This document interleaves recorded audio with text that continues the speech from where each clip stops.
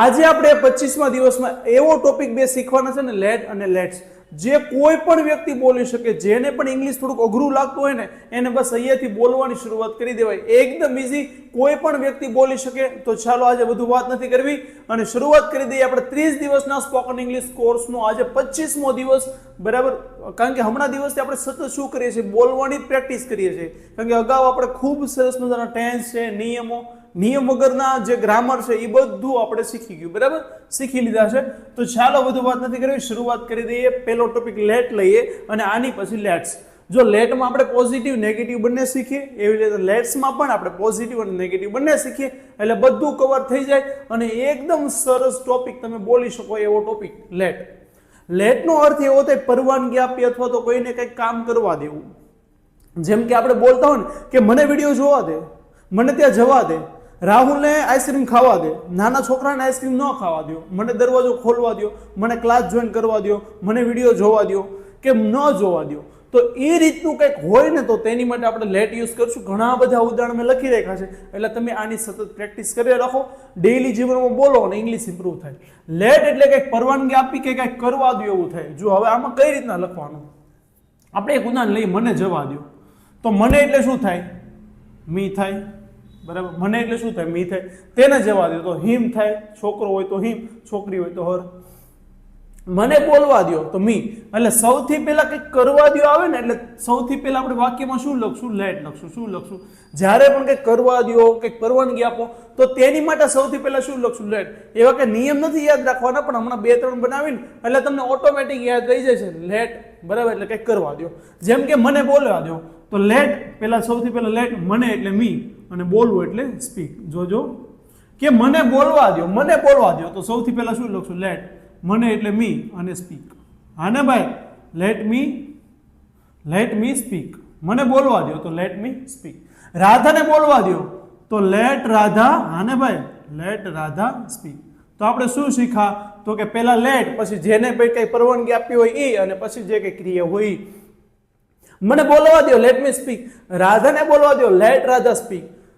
શ્યામને બોલવા દો, લેટ શ્યામ speak. Okay, હાલો હવે આગળ જોઈએ. તેને જવા દો તો પેલા લેટ. તેને છે છોકરાની માટે આપણે તો હિમ, અને જવું એટલે ગો. લેટ હિમ ગો. કોઈક છોકરી હોત કે તેણીને જવા દો તો હું લખત આપણે લેટ હર ગો. આપણે હિમ ક્યારે લાગે, હર ક્યારે લાગે, એ બધું અગાઉ ખૂબ સરસ મજાનું શીખી ગયા. બાળકોને રમવા દો એટલું લેટ ચિલ્ડ્રન, હા ને ભાઈ, બાળકો એટલે ચિલ્ડ્રન. Late children play. બાળકોને રમવા દો, લેટ ચિલ્ડ્રન પ્લે. મને પહેલા વિચારવા દો, આપણે બોલતા મને પહેલા વિચારવા દો, પછી હું આ ખરીદું કે નહીં ખરીદવું એ નક્કી કરી. મને પહેલા વિચારવા દો. લેટ મી થિંક, હા ને ભાઈ, મને લેટ મી થિંક, પહેલા એટલે ફર્સ્ટ. મને પહેલા વિચારવા દો, let me think first. After I will decide that I will buy or not. હું ખરીદીશ કે નહીં ખરીદીશ, બરાબર. Let me think first. તેને અંદર આવવા દો તો લેટ હિમ કમ ઇન. છોકરાને અંદર આવવા દો, let that boy come in. હા ને ભાઈ, તે છોકરાને અંદર આવવા દો, let that boy come in. Okay. તેઓને કામ કરવા દો. કામ કરવું એટલે વર્ક. તો લેટ ઘણા બધા છે, લેટ ધેમ વર્ક એટલે કામ. તેઓને કામ કરવા દો, લેટ ધેમ વર્ક. જો મજા આવે છે ને, એકદમ સિમ્પલ છે, તમે આવું બોલતા જ હોય. બાળકોને રમવા દો, લેટ ચિલ્ડ્રન પ્લે. તેઓને કામ કરવા દો, લેટ ધેમ વર્ક. અમને જવા દો, લેટ અસ ગો. અમને જવા દો તો લેટ અસ એટલે અમને, અને ગો એટલે ગો. અમને ટીવી જોવા દો, લેટ અસ વોચ ટીવી. મને ટીવી જોવા દો, લેટ મી વોચ ટીવી. જો થઈ ગયું કે કઈ કરવા દો એટલે લેટ. મને તો me. Let me watch TV, let me watch series, let me watch movie, let me go there, let me invite my friends. મને મારા મિત્રોને ઇન્વાઇટ કરવા દો. બધા વાક્ય બહુ બધા બોલી શકીએ. મને પ્રયત્ન કરવા દો, લેટ મી ટ્રાય. મને પ્રયત્ન કરવા દો. મને હજી એકવાર પ્રયત્ન કરવા દો, લેટ મી ટ્રાય અગેન. મને ફરીથી એકવાર પ્રયત્ન કરવા દો, લેટ મી ટ્રાય અગેન. રાહુલને નિર્ણય લેવા દો તો લેટ રાહુલ ડિસાઇડ. રાહુલને નિર્ણય લેવા દો, લેટ રાહુલ ડિસાઇડ.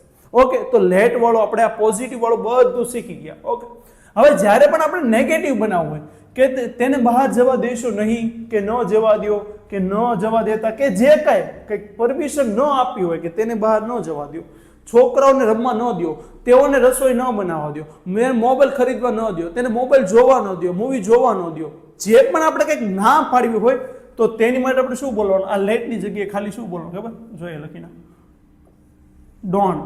શું? Don't late. બરાબર, આમાં શું બોલતા? લેટ હતું, હવે ના છે તો ડોન્ટ લેટ. બરાબર, બસ એટલું સિમ્પલ વસ્તુ છે. કાળી પેનથી લખીએ. તેને બહાર જવા દો, તો તેને બહાર જવા દો તો લેટ ધેમ ગો. તેને લેટ ધેમ ગો આઉટસાઇડ. પણ હું કહું તેને બહાર જવા ન દો તો ડોન્ટ લેટ ધેમ. હા ને ભાઈ, ડોન્ટ લેટ ધેમ ગો. બહાર તો આઉટસાઇડ. હા ને ભાઈ, જો આનું પોઝિટિવ બનાવું કે તેને બહાર જવા દો તો લેટ ધેમ ગો આઉટસાઇડ. તેને બહાર જવા દો તો લેટ ધેમ ગો આઉટસાઇડ. તેને બહાર ન જવા દો તો don't let them go outside. બરાબર, ઘણા બધા છે એટલે આપણે ધેમ લખવું. તેઓને આ એવું સમજો. તેઓને અહીં બેસવા ન દેશો નહીં, કે ન બેસવા દો તો ડોન્ટ લેટ ધેમ. હા ને ભાઈ, તેઓને તો ડોન્ટ લેટ ધેમ અહીં બેસવા ન દો તો સીટ હિયર. તેઓને ત્યાં બેસવા ન દો તો don't let them seat there. There એટલે ત્યાં. તેઓને અહીં બેસવા ન દો don't let them seat here. તેઓને ક્લાસમાં બેસવા ન દો don't let them sit in the class.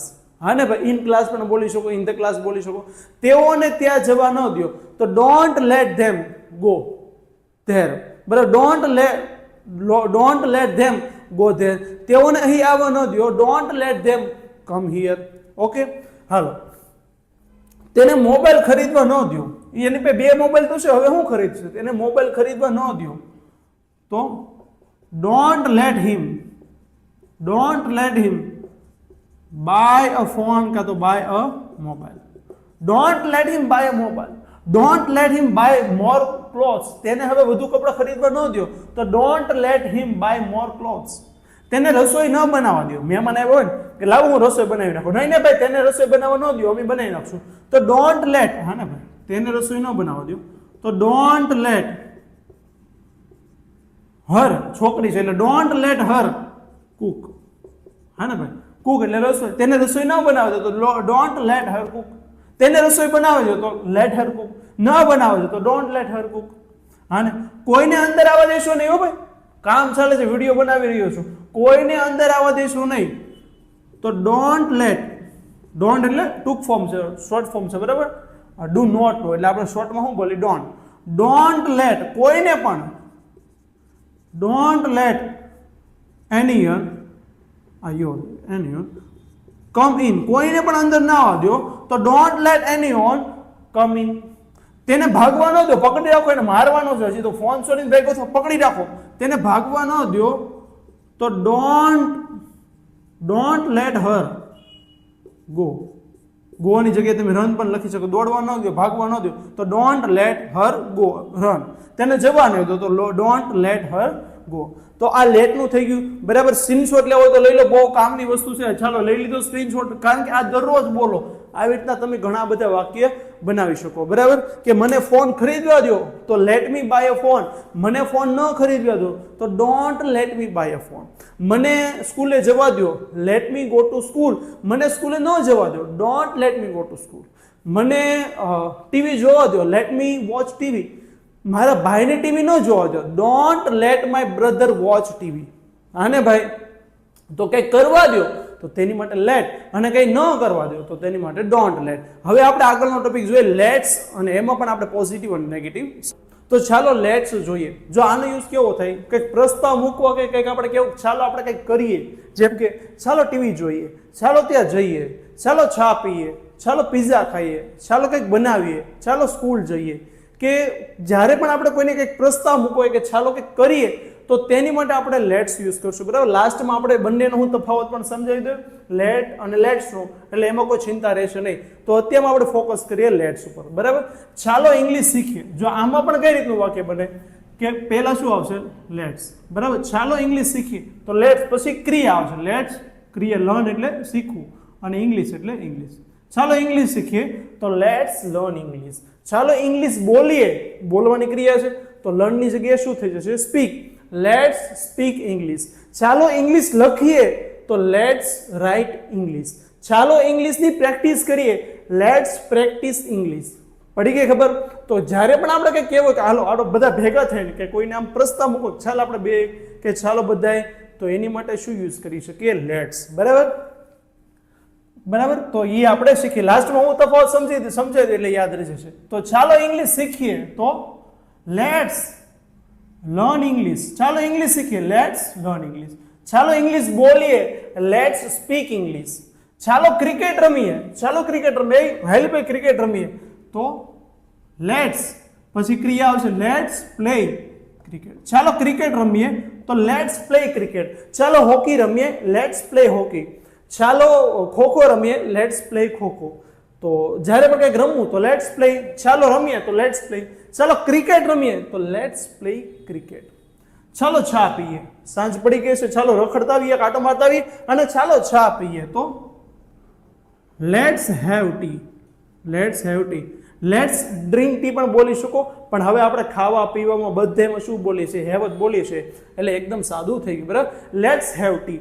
ચાલો પિઝા ખાઈએ તો તેમાં પણ લેટ્સ હેવ પિઝા. ચાલો પાણીપુરી ખાઈએ, let's have panipuri. Let's have T, let's have coffee, જે કંઈ બોલવું હોય તેની માટે. ચાલો હવે શરૂ કરીએ તો લેટ્સ સ્ટાર્ટ. Let's start. હવે તો નાવ. Let's start now. ચાલો હવે આપણું કામ કરીએ તો લેટ્સ સ્ટાર્ટ અવર વર્ક. ચાલો આપણું કામ શરૂ કરીએ તો લેટ્સ સ્ટાર્ટ અવર વર્ક. બરાબર. ચાલો તેને મદદ કરીએ, તેને મદદ કરીએ તો લેટ્સ હેલ્પ. હા ને ભાઈ, આ તો પહેલા જ બોલી જવાનું. લેટ્સ હેલ્પ એટલે મદદ કરીએ. તેને તો લેટ્સ હેલ્પ હિમ. બરાબર. Let's help him. છોકરાની મદદ કરીએ તો લેટ્સ હેલ્પ હિમ. છોકરીની કંઈક મદદ કરવી હોય તો લેટ્સ હેલ્પ હર. તેઓને મદદ કરીએ તો લેટ્સ હેલ્પ ધેમ. ધેમ એટલે ઘણા બધા તેઓને.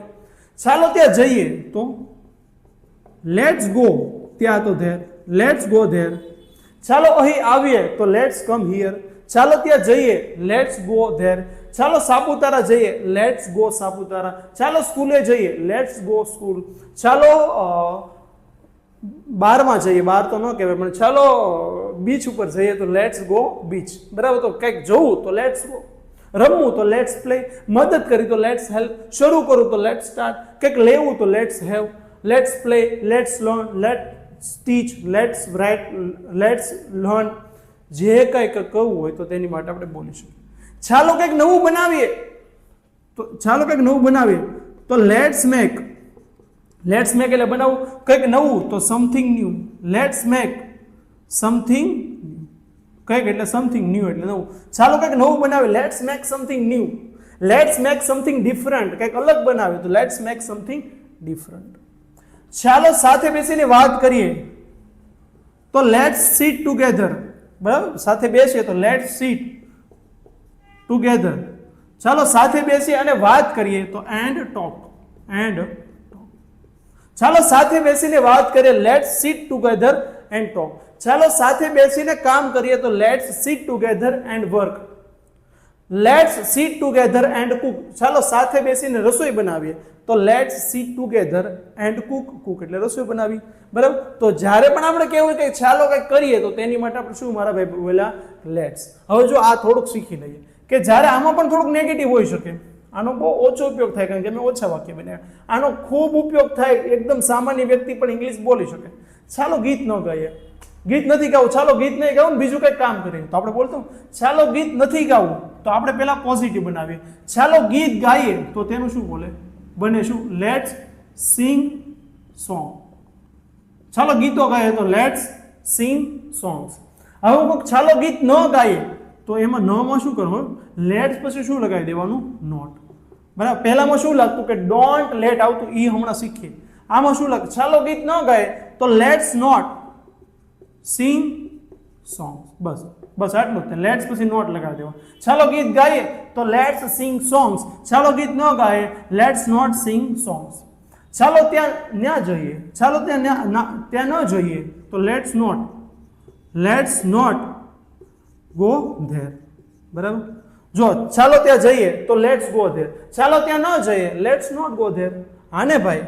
લેટ્સ વર્ક, ચાલો કામ કરે તો લેટ્સ વર્ક, ચાલો કામ ન કરે તો લેટ્સ નોટ વર્ક, ચાલો બહાના ના બનાવીએ તો લેટ્સ નોટ મેક, બહાના એટલે એક્સક્યુઝીસ, ચાલો બહાના ન બનાવે, આવ્યું છે બરાબર, લેટ્સ નોટ મેક એક્સક્યુઝીસ, ચાલો બહાના બનાવે તો લેટ્સ મેક એક્સક્યુઝીસ, ચાલો બહાના ન બનાવે તો લેટ્સ નોટ મેક એક્સક્યુઝીસ, બરાબર. તો ચાલો કંઈક કરવું હોય તો તેની માટે લેટ, ચાલો ન કરવું હોય તો તેની માટે લેટ્સ નોટ. હવે આ ચારે આપણે જે શીખ્યા ને એનું હું થોડું એક તફાવત સ્વરૂપે બોલી દઉં ને એટલે તમને ક્લિયર થઈ જાય અને પછી તમે બોલવાની શરૂઆત કરી દો. આનો સ્ક્રીનશોટ લેવો હોય તો લઈ શકો, તમને ખૂબ મજા આવશે. નહીંતર ઉભા રહો, લખી નાખું.